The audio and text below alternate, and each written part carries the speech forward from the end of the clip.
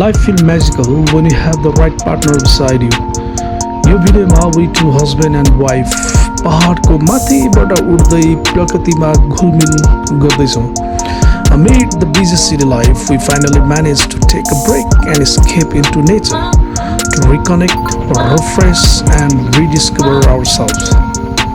Sometimes all you need is little getaway with your loved one to feel alive again. आशा छ तपाईहरुलाई यो video मन पर्छ होला.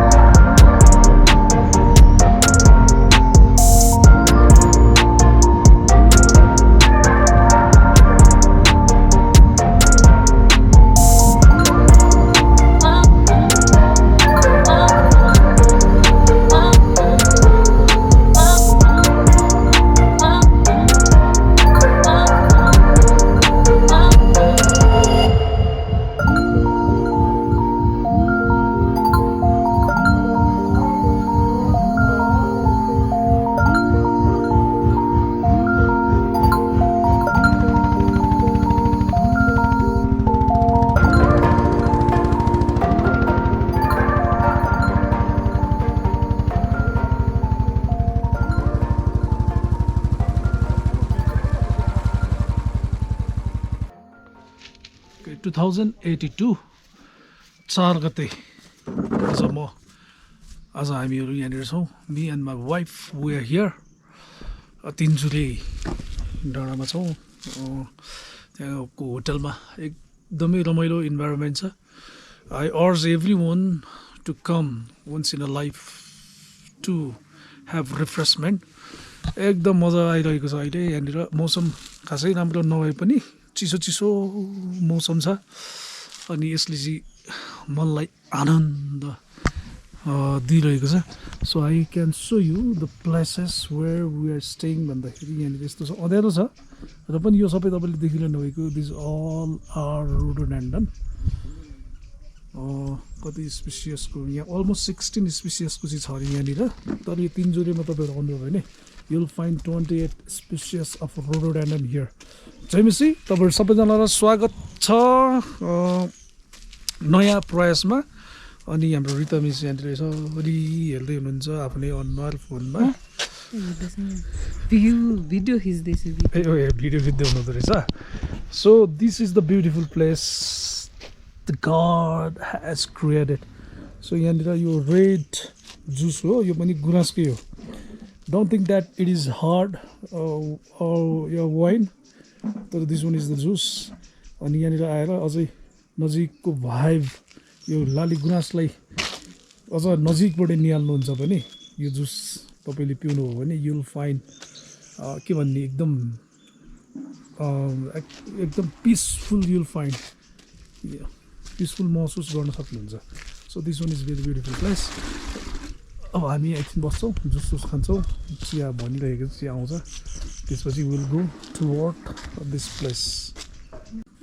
यो चाहिँ यहाँको लोकल मेड मैदाबाट बनाएको रे घरमै. पिरो चाहिँ पिरो छ. चियासँग झन् खतरा पिरो हुँदो रहेछ.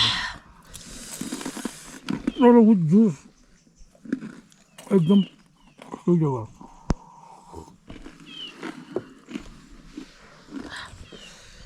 हामी रहँदैछौँ यो 5 पोखरी भन्दो रहेछ यहाँनिर पनि. अनि 5 पोखरीको एउटा पोखरी चाहिँ यहाँनिर छ. प्रायः अरू पोखरीहरू सबै सुकिसक्यो. यो पनि सुक्ने क्रममा छ. एकदम थोरै पानीहरू मात्र छ बर्खामा. त्यो पनि बर्खामा अलिअलि देखिने हो. अरू बेला त सुकिसकेको छ. लगभग 15-20 वर्ष अगाडि चाहिँ यो ठाउँमा चाहिँ 5वटा पोखरी थिएछ. अनि मान्छेहरूको यो मेला पनि लाग्ने क्रम यसमा निकै लाग्दो रहेछ, स्पेसली लिम्बूहरूको. अनि अहिले चाहिँ त्यस्तो छैन नै. अहिले अब यो घरहरू इन्फ्रास्ट्रक्चरहरू विकासको काम बनेर बाटोघाटोहरू बन्यो, जसले गर्दाखेरि चाहिँ पानीको मुहानहरू बिस्तारै सुक्दै गयो. अनि अहिले चाहिँ एज इट इज हामी अहिले घुमिरहेका छौँ. जस्तोको त्यस्तै तपाईँहरूलाई देखाउँदैछौँ. यहाँनिर म्याडमलाई झाडो भएर कतैतिर अहिले खुम गर्मी छ. तर यहाँनिर चाहिँ एकदम 24/7 एसी खोल्लै राखेर हिँडेको जस्तो महसुस गरिरहेको छौँ. सो एकदम रमाइलो फिल भइरहेको छ.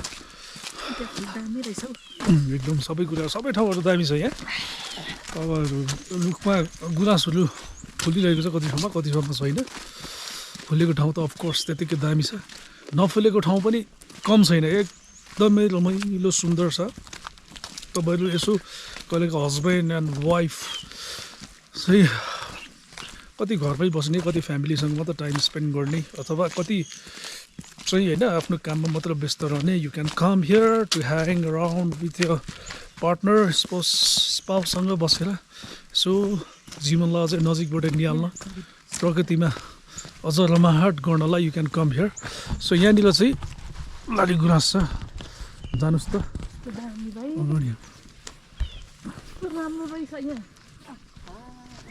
राम्रो रहेछ यहाँ भन्दैछ अब के गर्नु नेपालको ठाउँहरू यति सुन्दर सुन्दर छ यहाँनिर लाली गुराँसहरू मजाले फुलेको छ है एकदम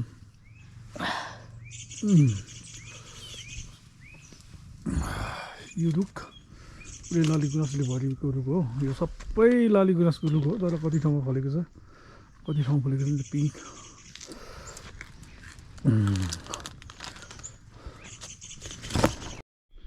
लाइभ यार टिकटकको चक्करमा यहाँनिर यसरी यसरी आउनुपर्ने अरे अनि कहाँनिर खिच्दैछ यो चाहिँ फेरि मैले उहाँको यसरी खिच्नुपर्ने भयो सो यहाँ किन खिच्नु खोज्यो भन्दाखेरि यहाँनिर माथि चाहिँ लाली गुराँसको रुख छ अनि राम्रो देखेको छ त्यही भएर फेरि उहाँको खिच्नुपर्ने मैले होइन यसरी फुलहरू झरिसकेको छ अलरेडी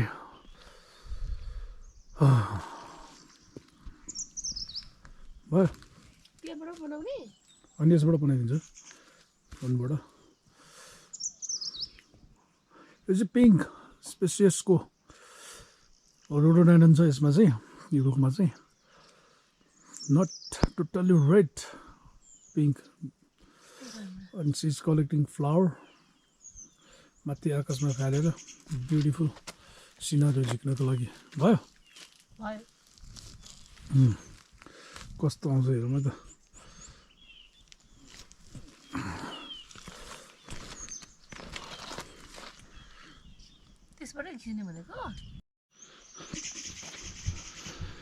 अब हामी यहाँबाट फिर्किँदैछौँ यो 5 पोखरी जस्तै छ यो के हो थाहा छैन आउन के भयो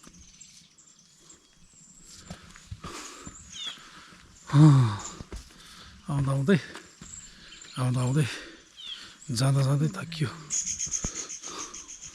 त्यो मान्छेलाई फोटो खिच्नु पर्ने र त्यहाँ बसेर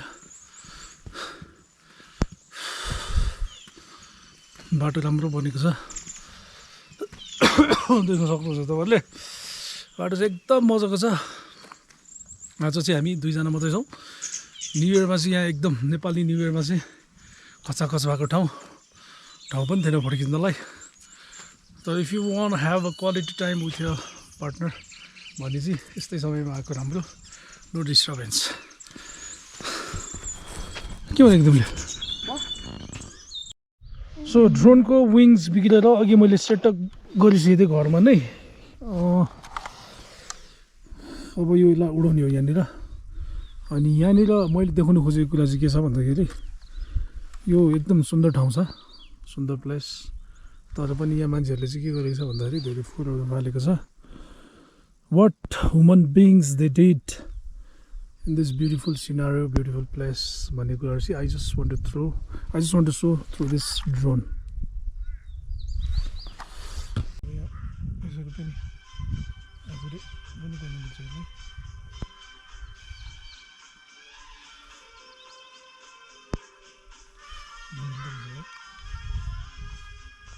यो समय त भयो यसो समय दिनुहुन्छ हात सिधा पार्नु है सिधा पार्नु okay now we are moving from here हाम्रो काम लगभग सकिसकेको छ ड्रोन उडेन सो स्याड कि एयरक्राफ्ट समथिङ केस प्रब्लम भन्दै थियो त्यसलाई अब फेरि घरमै गएर बनाउनु पर्ने स्थिति आयो सो यहाँनिर यसरी गाईहरू हिँड्दैछ तपाईँ हामीले फोहोर गर्दाखेरि चाहिँ अब यहाँनिर हेर्नु है यो गाईले चाहिँ गोरु गाईले चाहिँ प्लास्टिक खाँदैछ अनि उसको लागि पनि हानिकारकै हो। अब यताबाट नि जरा ऊ कप सप खाँदैछ, प्लास्टिक खाँदैछ, ऊ खायो होइन, ऊ चौचौको खायो, अब ऊ चौचौको खायो, अब यसरी खायो अनि यो बिना भन्छ हेर त। अनि सो यसरी आएर चाहिँ यो नेचुरल प्लेसेसमा चाहिँ please don't make dirty wastage थिङ्सहरू चाहिँ निकालिदिनु होला। यसरी हेर त गाई घाँस खाने गाईले प्लास्टिक खाँदै सिसै सिसा छ, हिँड्दैछ।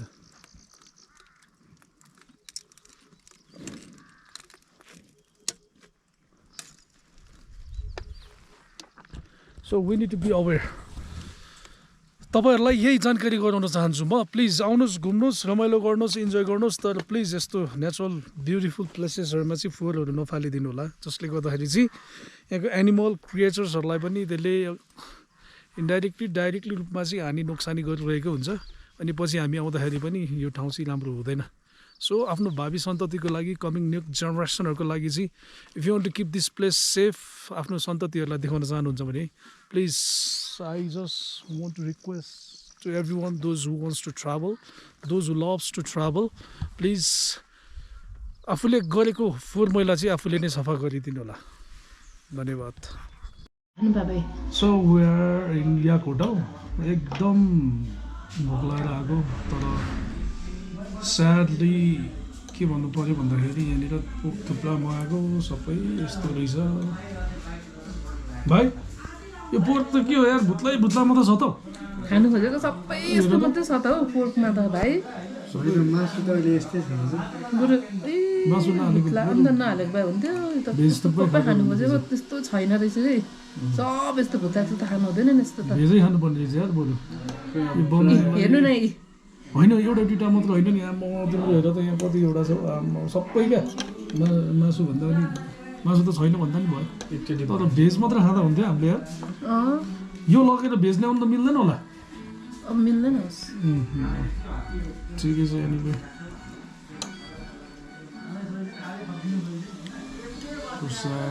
No problem. होइन अब नगएपछि तर पनि हामी अब जहाँ पनि एडजस्ट गरिरहेको छौँ। अस्ति बन्दीपुरमा पनि एडजस्ट गरेर कक्रोच भात खाएर आएको हो, थकाली खाना, ब्रान्डेड खाना। अब यो याक होटल याक हो, तर पनि यहाँ यस्तो हुँदैछ है। सो म्याडमले खानेभन्दा धेरै फ्याल्ने गरिरहेछ। No problem, life goes on.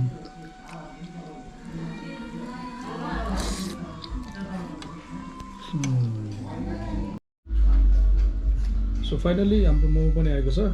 Already had thukpa, tea. Thukpa चाहिँ खासै त्यस्तो मनमोहक भएन। Let's see this one. हातले खाइदिएँ मैले, जेसुकै होस्। ठिक छ।